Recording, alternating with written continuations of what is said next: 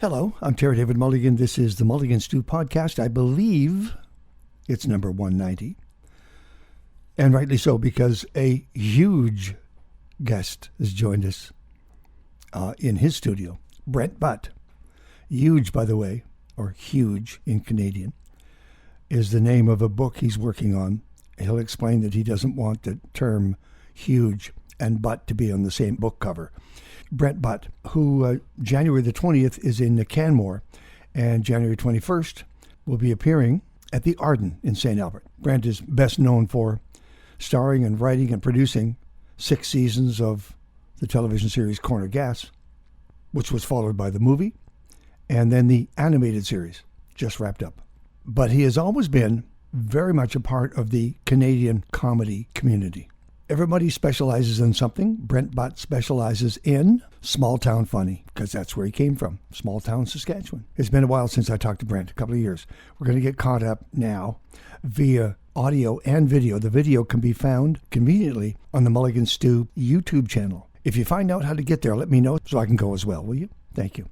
Here's Brent Butt in his garage. Our guest on the MulliganStew Podcast is Brent Butt. We have him on video. We have him on audio. He is a complete technical genius when it comes to doing these things. And his lips move. He talks. He's upright, sort of, and breathing. He is. And he's our guest. This is me getting caught up with you. I will ask you. I'm barely all of those things. Yeah. Like technically, those are accurate. But barely breathing, barely upright. Like I'm just on the technical side of honesty there. I came across a photo of you. I think you're hiding behind a lectern. It was in Victoria, but I can't remember what the event was. It was a very funny moment. It's a great shot of you just ducking up over top of a lectern. I think you were the host of something, and I was there bothering you, being just an annoyance. Maybe like a film festival thing, or maybe could have been. It could have been an Esquimalt sea shanty thing. It was something like that. Probably. You know me and my sea shanties.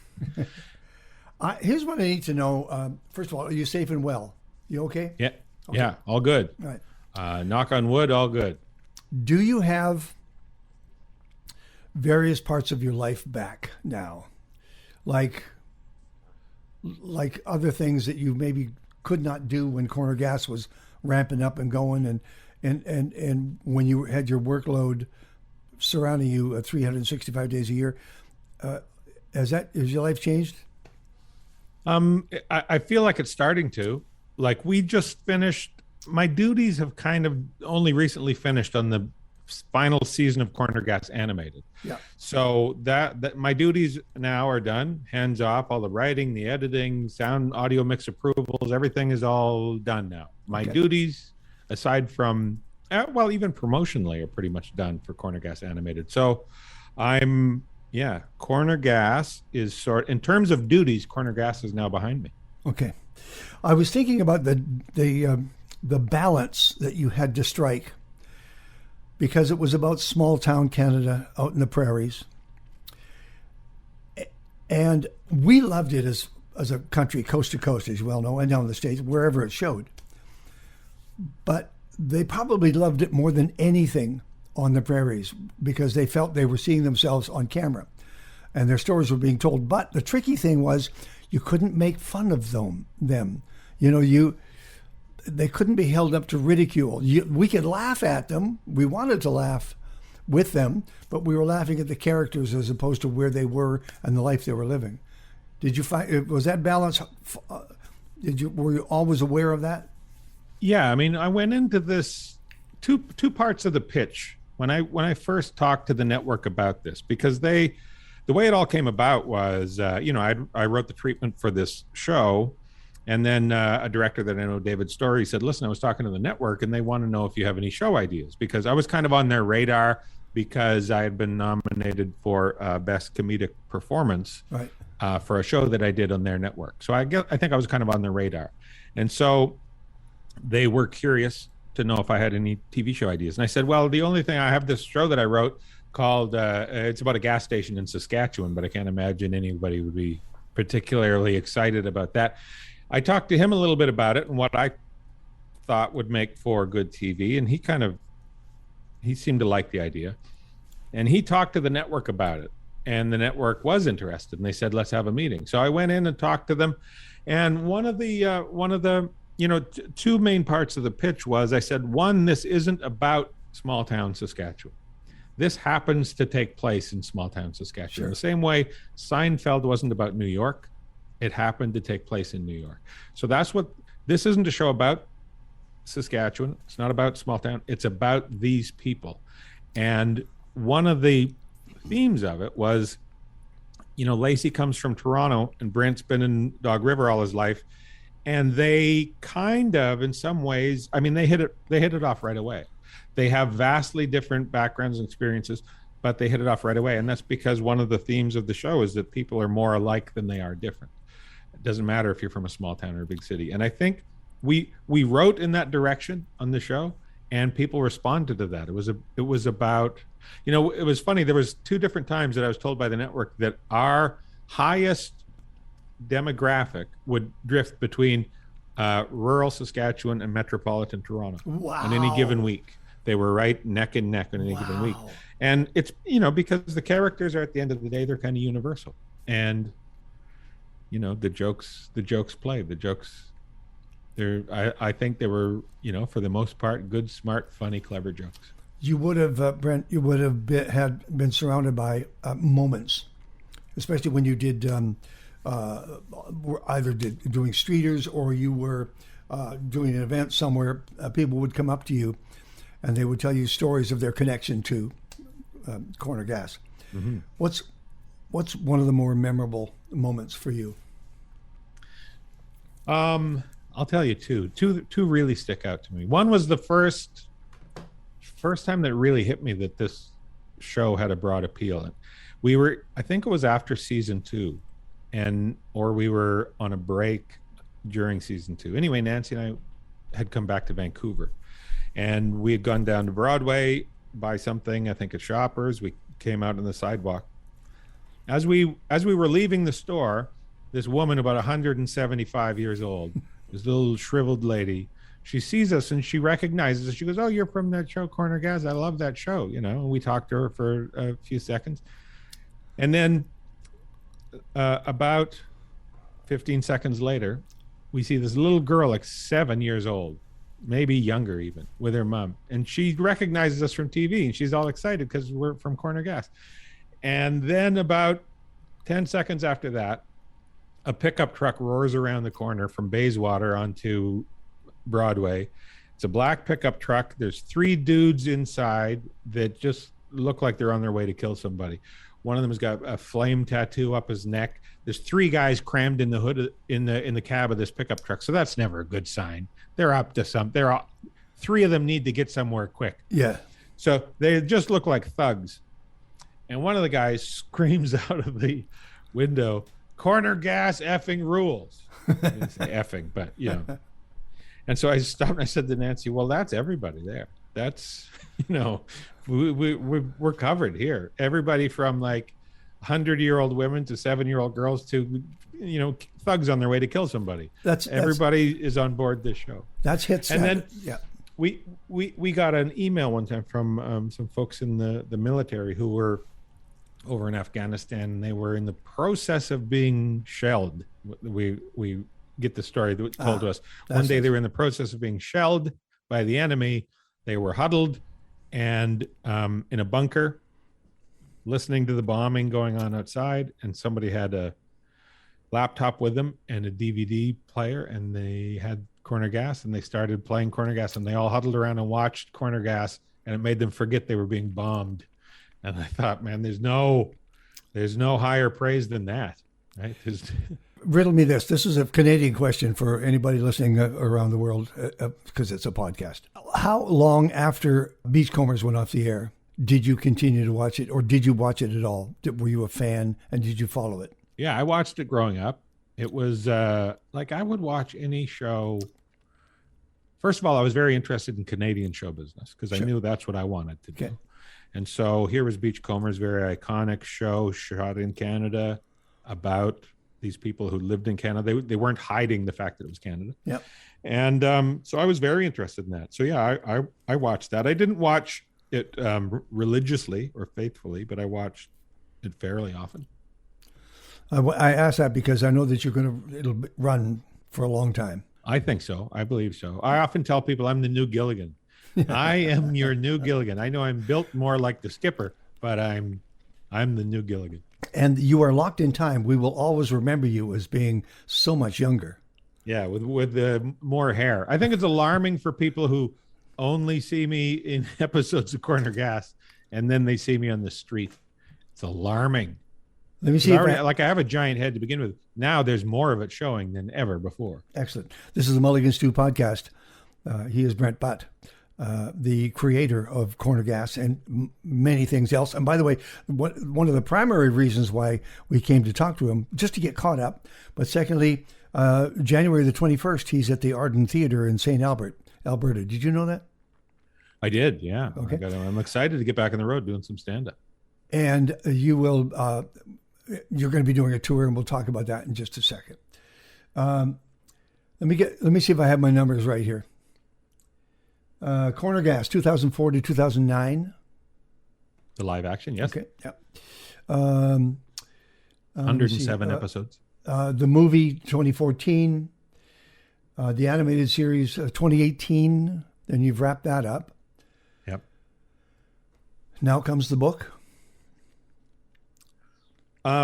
Yeah, it's not. That makes it sound like it's a Corner Gas book, but yeah, no. But yeah, I've always liked the idea of writing a novel, and so, when the pandemic hit and we were housebound more than usual. I mean, I'm a fairly housebound guy anyway, yep. But I thought, I've always wanted to write this novel, and if I don't do it now, when am I going to do it? Yeah. Right? So I sat down and wrote this. I've had this idea for a long time for this story, and I wrote it into a novel, and I'm getting really good feedback on it from people who have read it so far. Can you tease us? Give us a paragraph of no. Give me an elevator pitch. It's first of all, it's not a comedy. It's about comedy, but it's not a comedy. Okay. It's kind of a dark psychological thriller, which I think confounds some people when they find out that I wrote this. It's essentially a horror book.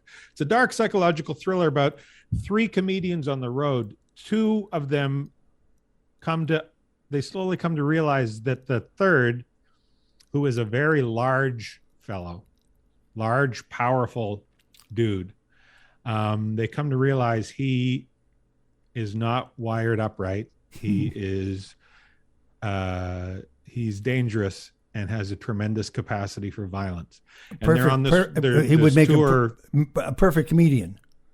Yeah, well, it's kind of based on this. There are often times when you're on the road as a comic, you get paired up with somebody you don't know, comedian from some other area, and now you're 10 days on the road driving across Canada doing these shows in remote, rural communities. And there are times when you're like, oh, this guy, he might kill me and hide me in the ditch. There's he's clearly unstable. And that's kind of what it's like. You get thrown into these situations where you're just with somebody and you're kind of dependent upon them, but it becomes clear that they are not somebody you can depend or trust. Yeah. And somebody with bad decision-making abilities. And so I just heightened that. And this guy is basically, it becomes clear he's a killer. In my notes, I said novel, ? Memoir, or thriller. I actually nailed one of the elements. I like to think that my memoir would be a thriller. Yeah. Like if you just charted my life, oh man, the peaks and valleys, the twists and turns. Look, he's having another sandwich. Speaking of comedians, we lost Norm Macdonald. Great guy. Just a great guy. Yeah. So funny. And he didn't funny. kind of fit. He was a square peg in a round hole in terms of comedy, but he was consistently funny.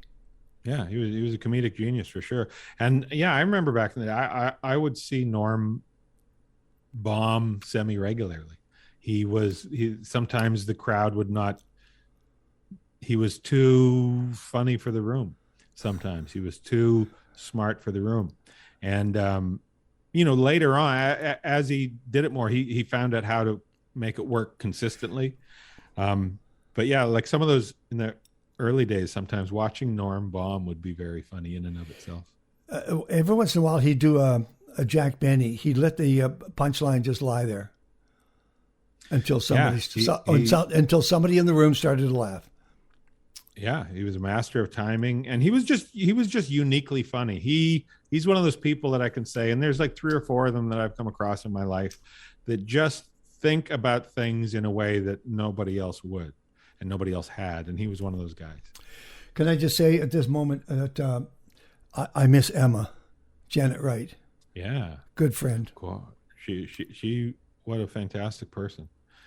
I learned a lot from working with her and fell in love with her, that like I think anybody who works with her does, and looked up to her a lot, and just I used to love when I would look at the call sheet and we'd see what scenes we were doing tomorrow. I'd get excited, I'm like, oh, I'm doing a bunch of scenes with Janet tomorrow. This is going to be great.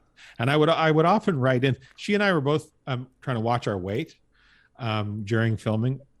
And so we were denying ourselves carbs for the most part. Mm-hmm. So one of the things that I started doing was if I was writing a script and I knew that there had to be a scene where Brent was talking to Emma, if at all possible, I would have it at, the Leroy home, Oscar and Emma's house, and Brent would be there for lunch. And I would write into the script, they're eating Kraft dinner. Yeah. They're eating macaroni and cheese and hot dogs. I would write in that they were eating things that we couldn't have in real life. And she would get so excited. Oh, what? She'd come over. Oh, I saw the script. We're going to be having Kraft dinner tomorrow. Is the set saved somewhere? It would have to be recreated from scratch. All right. No, it's all been, I mean, the gas station itself, that set was sort of built on a bog, because remember, we didn't know we had a hit show. We thought we were doing the show that was going to be 13 episodes and it would go away forever and nobody would watch it. Yeah. And so the land that we built it on was kind of a bog, and it was sinking, and we had to shore it up every year. And we didn't own that land. We had to lease it. And so eventually we kept it going long enough to do the movie. We hoped, and we got, I think, a couple of years or another year and a half after that. But then it was just unsafe. It had to come down. And all the other sets that were built in studio, they had to go.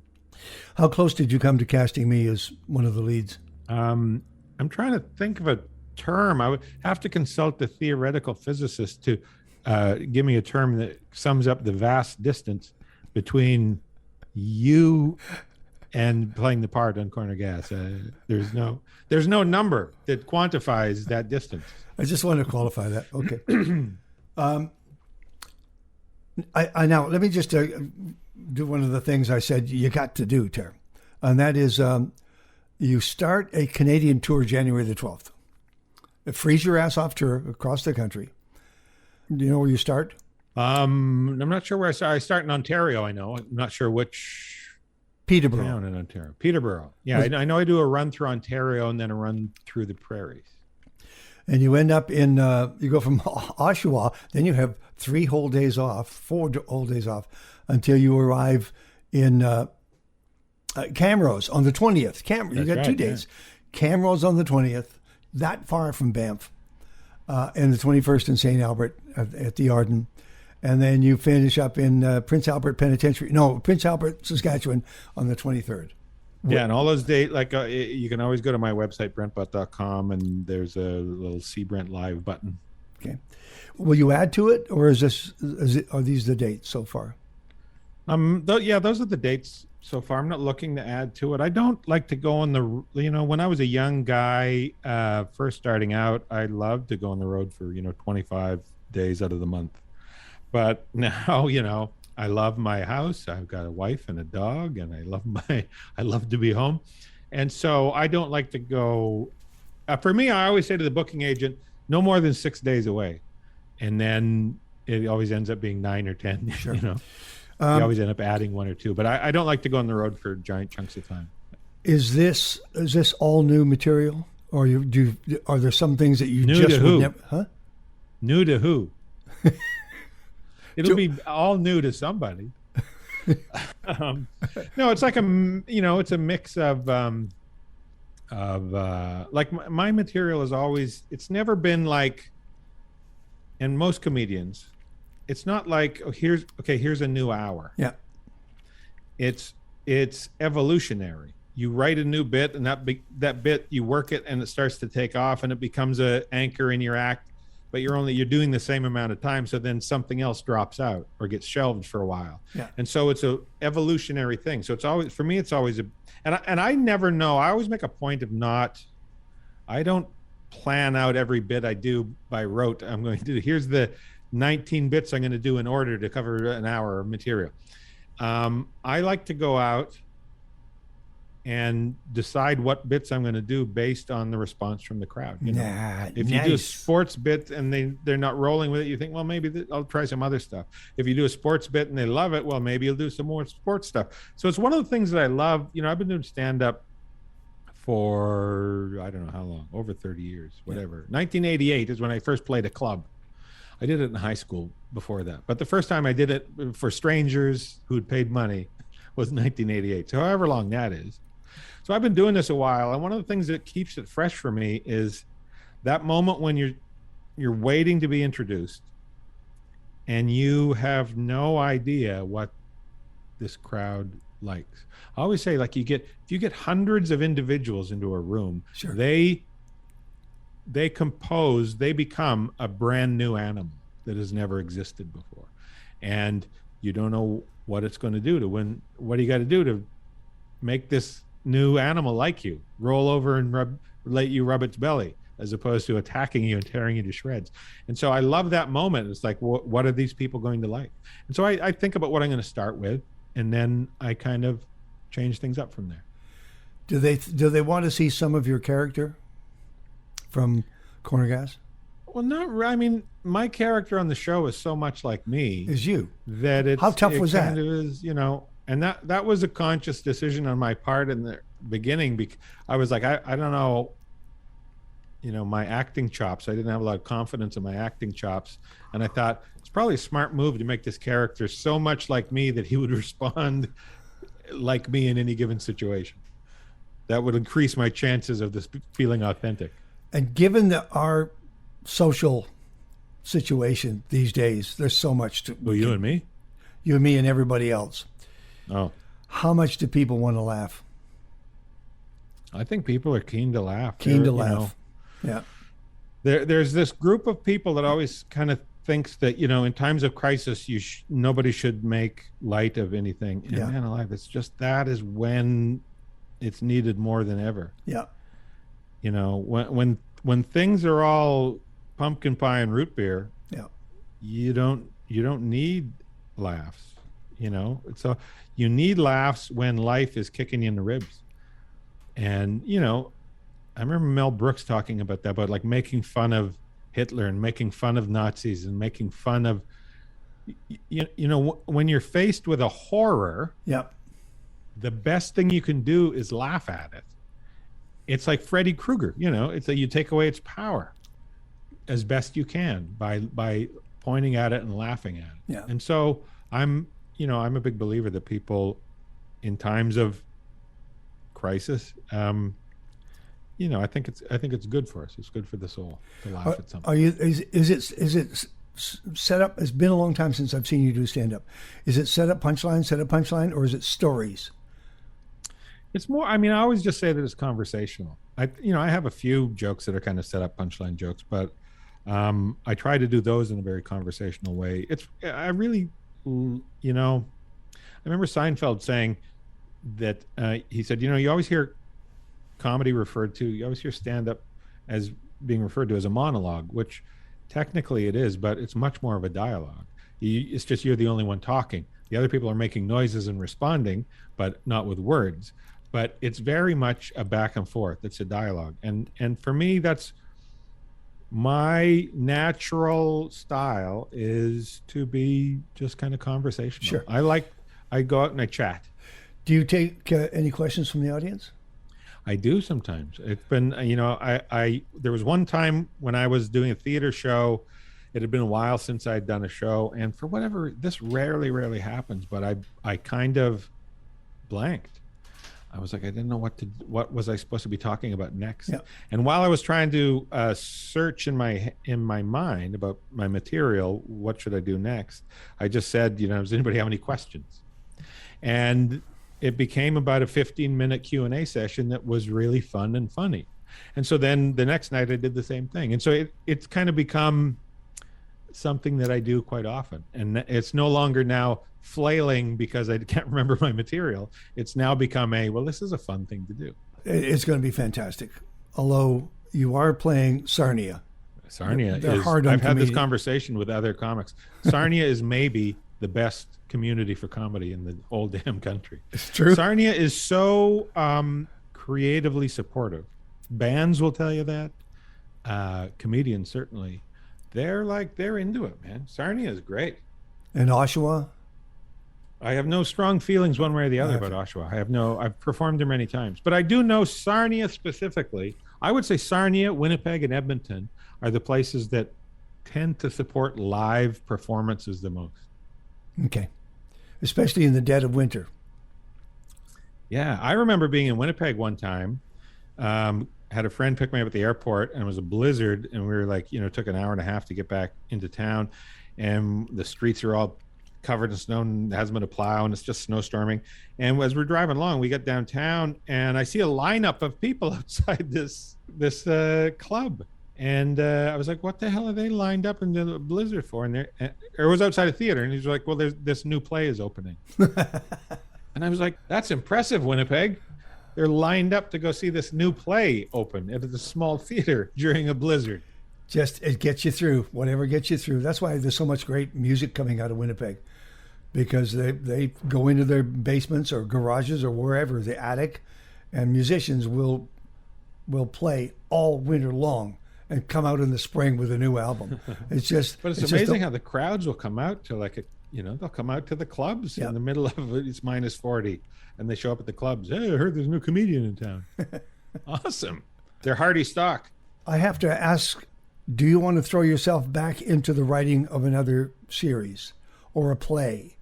Or well, it's funny you say play, because I've always had this list of I have a list of things I want to write, and I've been very fortunate that I've been able to write everything now. With if this novel gets published, which it looks good, but regardless, I've written a novel, and so the only other thing on my list that remains, because I've done stand-up, I've written stand-up, I've written TV, I've written film, and I've written a novel, and the only thing left is a play.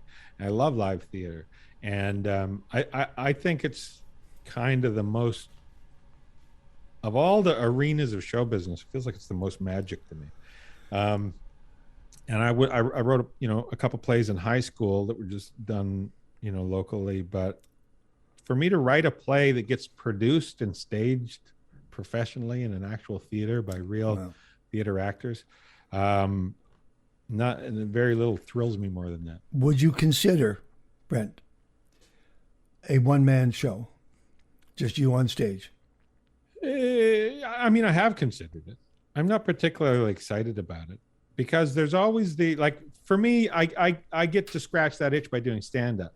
And then if I morph it into a one-man show, my fear is that it would become a dude pontificating, which often it seems, often when I see one-person shows, they're either, the ones that I find very entertaining are almost stand-up anyway, so why not just go out and do my stand-up?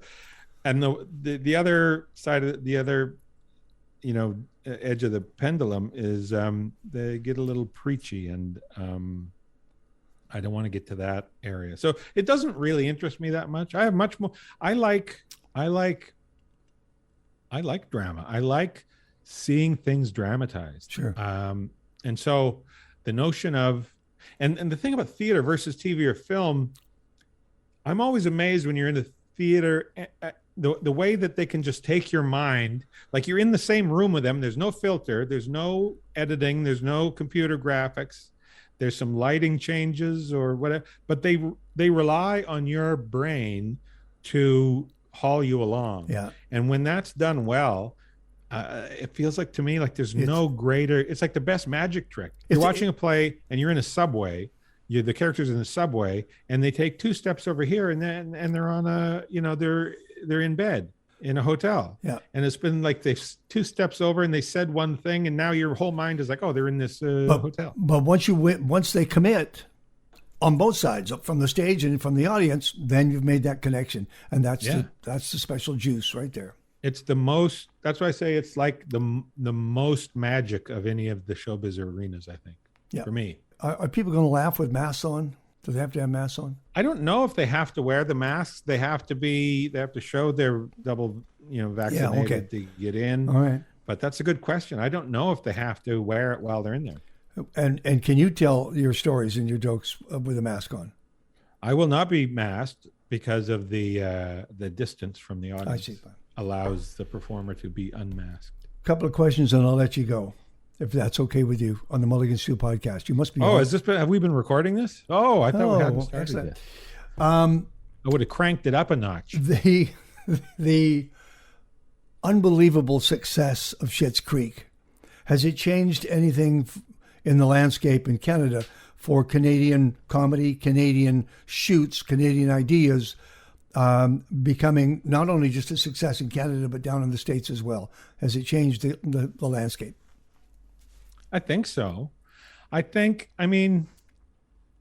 I was a young kid growing up, and when I first got into comedy, and when I talked about doing sitcoms, it wasn't my end all be all doing sitcom. But if I ever talked about doing a Canadian sitcom, people always said, we don't do them here. We can't do Canadian sitcoms. And I always thought that's such a frustrating thing to hear because we can do them. We don't do them often, but we can do them. I remember like King of Kensington holds up. Like there's some really good jokes at King of Kensington. Yeah. And Hanging In was a fantastic sitcom and it ran for a lot of years. It was really good jokes and great characters. So I knew we could do it. We just didn't do it often. And that's mostly a byproduct of economics. But I always thought we can do it. So don't tell me we can't do it. I hated hearing that. And so when Corner Gas came along, and it was a big hit, it was actually, here's one of the things I'm proudest of the Corner Gas. It was the only time in Canadian history where the number one comedy in Canada was from Canada. There were weeks where we were ahead of all the American sitcoms, and that had never happened before. Yeah. And so Corner Gas, I've heard this from a number of people, writers and producers, said that, they could never get a meeting before Corner Gas. And now since Corner Gas came along, they could get meetings. And I think anytime there's some success, it opens some doors. And I think Corner Gas opened the doors for more sitcoms. Yeah. And I think Schitt's Creek and Kim's Convenience has since opened more doors. I think everybody's success, that's why it doesn't do anybody any good to be jealous, because everybody's success, everybody's going to get a taste. Everybody's going to get opportunities that weren't there before from somebody else's success. Okay. 2022 is good year for you? Is going to be a good year?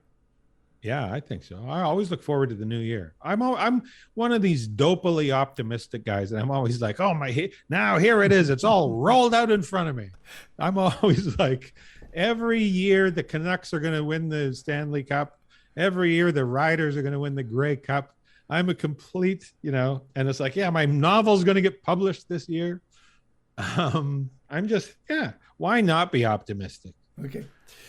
Finally, anything in the room behind you there, that exotic locale you're in, that came from the set? Did you anything from the Corner Gas set? Let me have a look. We're in my little garage studio. I call it the game room studio. Okay. I have foosball and pinball, and this is a poker table that I'm at, but the poker table is also a production studio because I do a lot of editing and things like that out here. I don't think so. Not from Corner Gas. Can you see? Yeah, right up there. Yeah. Those two giant casino chips. Oh yeah. The cushions made to look like casino chips. They were from the TV show that I did after Corner Gas that Nancy and I did called Hiccups that ran for 2 seasons. Those were on an episode. And so I pinched those while we were filming. I said, I'm taking those. I got to have those. I thought maybe you'd bring us the Corner Gas sign or something like that. Something. No, CTV has that in their boardroom. I see. That's in the boardroom in Toronto. I see. So that's one of the things I've heard from friends who've gone into pitch shows. They're like, it's a little intimidating. You go in to pitch to the executives, and they're sitting underneath a corner gas sign, and they're like, "Yeah, is your show going to get 1.5 million people every week?" Will the thriller be out in time for Christmas next year? I don't know. I'm new to the publishing industry. I don't know how any of these things work. It would be good if you could. Wouldn't it be good? I would like that. Yeah. Okay. It's the tentative title is Huge. That's the working title. It's called Huge. So if you see a book called Huge, and then my name in little letters down below, because I didn't want to put Huge and Butt right beside each other. Okay. I didn't think that would look good. Huge Butt. Like when you have King Cujo, right? Yeah. How they do that. You couldn't do that with Huge Butt. So, but the thing is, down in the States, that book will be called Huge. You know that. Right. It would be the capital Y. Huge win. And all the U's will be taken out. Yeah, that's like right. in the word color and neighbor. I will remind the audience that starting January the 12th, Brent Butt will be on stage across this country, this great vast nation of ours, sea to shining sea, waving fields of wheat and beaver. January the 12th in Peterborough, and Brantford and Oakville and Sarnia and Oshawa. And then January the 20th in Canmore, and January the 21st at the Arden in St. Albert. And then finally... winding up in Prince Albert. January 23rd. Thank you very much for this. It's my pleasure. Very kind of you. Always lovely to talk to you. Thank you. I will be around. I'm not going away. I hope to see you or in person or talk to you again in the very distant future. That sounds like a threat. I got to tell you, I'm intimidated by this. I'm not going anywhere. Okay. You will see me again. Have a great 2022. You too. All the best. Brent Butt. A reminder that the 20th he'll be in Canmore, and the 21st he will be in St. Albert at the Arden. But he's working across the country. Just go to his website, strangely called Brent Butt. Just be prepared to laugh, because he's funny. We could all use a laugh, couldn't we? Truly. Coming up in that series at the Arden, January the 29th, Kaylee Cardinal. February the 17th, An Evening with Mary Walsh. And March the 10th, Catherine McClellan. We're going to see if we can hook up with her. And March the 19th, Molly Johnson as well. Well, I've got a lot of interviews in front of me. By the way, I have an incredible interview next week. Chief Clarence Louie is the chief of the Osoyoos Indian Band, one of the most successful native bands in North America, period. Starting with Inkameep, their winery, and Spirit Ridge, their resort, their golf course, the prison that is now on part of their lands that they can't grow grapes on. They're partners in the new Okanagan Village. Chief Clarence has written a book called Res Rules. It's going to upset a lot of people, especially his own. Chief Clarence Louie, next week on the MulliganStew Podcast. Thank you for listening.